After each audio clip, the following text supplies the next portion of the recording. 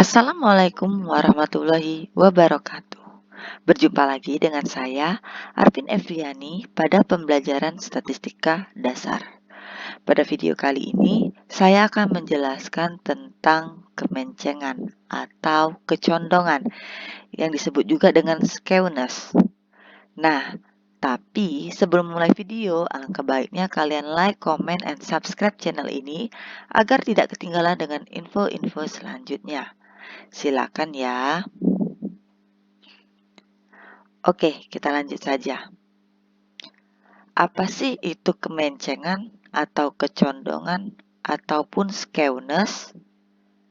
Ya, kemencengan yaitu tingkat ketidaksimetrian atau kejauhan simetri dari sebuah distribusi.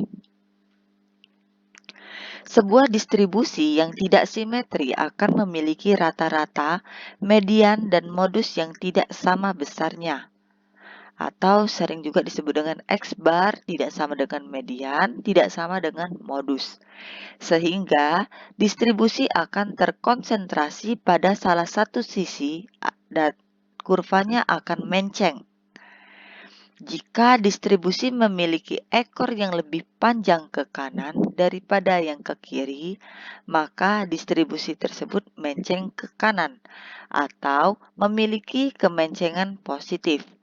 Sebaliknya, jika distribusi tersebut memiliki ekor yang lebih panjang ke kiri daripada yang ke kanan, maka distribusi tersebut disebut dengan menceng ke kiri atau memiliki kemencengan negatif.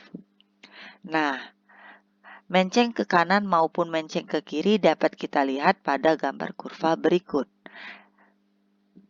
Untuk mengetahui bahwa konsentrasi distribusi menceng ke kanan atau menceng ke kiri dapat digunakan dengan berbagai macam metode. Adapun jenis-jenis metode yang digunakan untuk mengetahui menceng ke kanan ke kiri ataupun simetri dengan ada 4 macam jenis. Yang pertama, metode kemencengan person. Yang kedua, Pauli. Yang ketiga, persentil. Yang keempat, momen atau relatif. Baiklah, di sini akan saya jelaskan satu persatu mengenai jenis-jenis kemencengan. Yang pertama, jenis kemencengan atau koefisien kemencengan person atau yang sering disebut juga dengan SK. Oke, koefisien kemencengan person ini merupakan nilai selisih rata-rata dengan modus dibagi dengan simpangan baku atau sering juga kita simbolkan dengan SK sama dengan X bar minus MO per S, yang mana X bar merupakan rata-rata dan MO merupakan modus dan S merupakan simpangan baku. Oke. Hubungan antara nilai pusat dapat kita simbolkan dengan X bar dikurang MO sama dengan 3 dikali X bar dikurang ME. Nah, apabila secara empiris hubungan ini ditulis seperti ini, maka rumus kemencengan dapat juga kita simbolkan dengan seperti ini. SK sama dengan 3 dikali X dikurang ME dibagi S. Nah, dari rumus tersebut, kita dapat menentukan nilai kemencengan menurut person. Dari hasil nilai kemencengan tersebut, kita bisa mengkategorikannya. Nilai SK itu dihubungkan dengan keadaan kurva. Apabila kurva SK sama dengan 0, maka kurvanya simetris. Dan yang kedua, apabila SK-nya lebih dari 0, maka kurvanya menceng ke kanan atau menceng positif, di mana X-barnya di sebelah kanan MO. Nilai-nilai terkonsentrasi pada sisi sebelah kanan, sehingga kurva memiliki ekor memanjang ke kanan.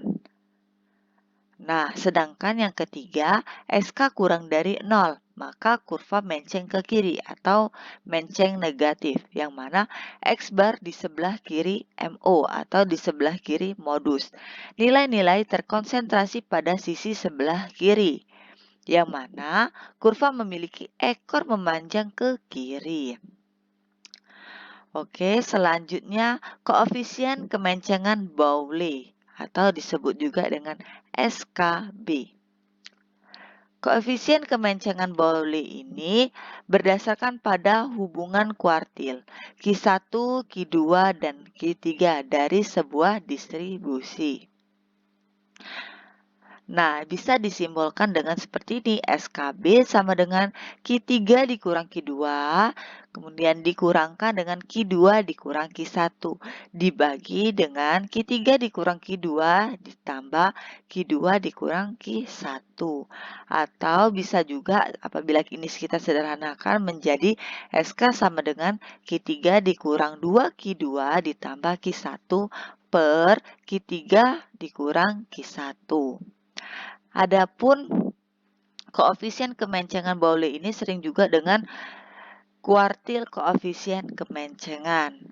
Nah, apabila nilai SKB-nya dihubungkan dengan keadaan kurva, terdapat 5 kondisi, yang mana yang pertama, jika Q3 dikurang Q2-nya lebih besar daripada Q2 dikurang Q1, maka dia disebut dengan menceng ke kanan atau menceng secara positif.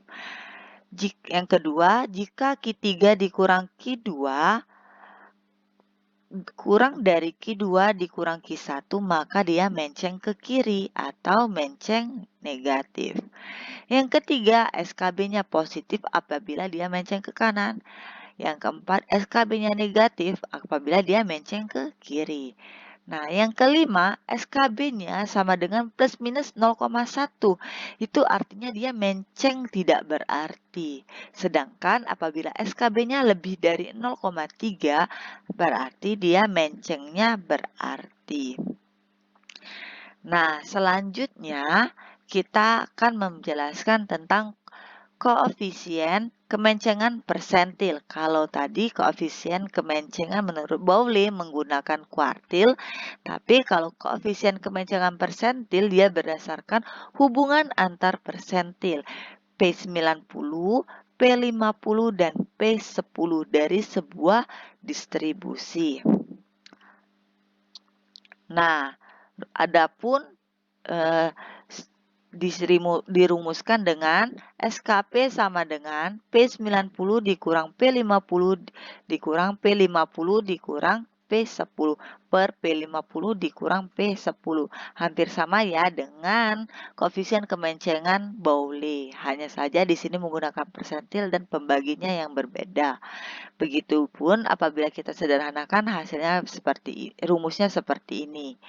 Nah, apabila nilai SKB tersebut dihubungkan dengan keadaan kurva, maka dia akan hasilnya ketentuannya hampir sama dengan SKB tadi.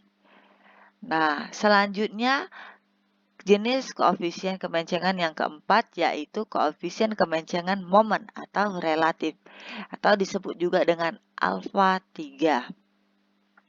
Nah, koefisien kemencengan momen ini berdasarkan pada perbandingan ketiga dengan pangkat 3 simpangan baku. Jadi alfa 3-nya itu merupakan simpangan baku. Nah, apabila kita rumuskan menggunakan seperti ini. Dengan syarat apabila nilai alfa 3 dihubungkan dengan keadaan kurva didapatkan dengan 5 kondisi. Alfa 3 atau simpangan baku pangkat 3-nya sama dengan 0, dia distribusi simetris. Apabila dianya positif, distribusinya menceng ke kanan.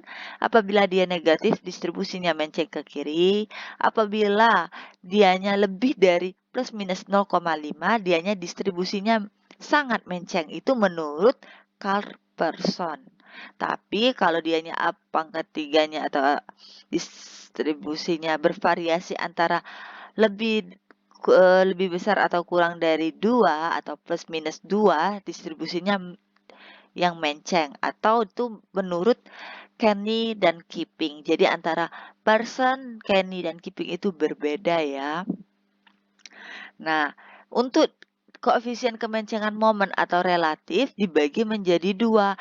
Dianya berdasarkan data tunggal maupun data kelompok. Yang pertama untuk data tunggal, kita simbolkan seperti ini. Nah, simpangan baku pangkat 3 sama dengan M pangkat 3 per S pangkat 3.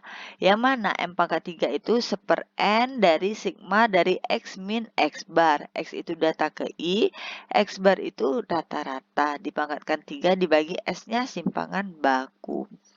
Atau kalau untuk data kelompok, yang mana hampir sama tetapi dikalikan dengan frekuensi. Apabila kita mau memperjelasnya lagi dengan menggunakan U, nah, bisa digunakan seperti ini.